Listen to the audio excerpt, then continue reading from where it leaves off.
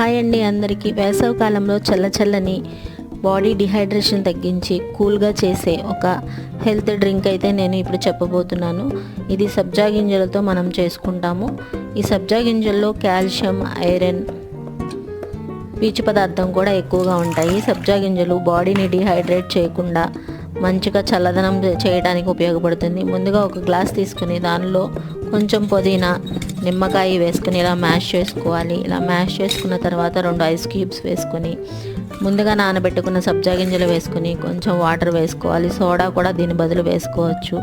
అలా వేసుకున్న తర్వాత ఒక చిటికెడు ఉప్పు, 1 స్పూన్ పంచదార వేసి బాగా కలుపుకొని ఈ డ్రింక్ రెగ్యులర్గా సేవించడం వల్ల బాడీ డిహైడ్రేట్ అవ్వకుండా చల్లగా ఉంటుంది. ఈ ఎండాకాలం చల్లగా కూల్గా ఉండడానికి ఈ డ్రింక్ చాలా ఉపయోగపడుతుంది.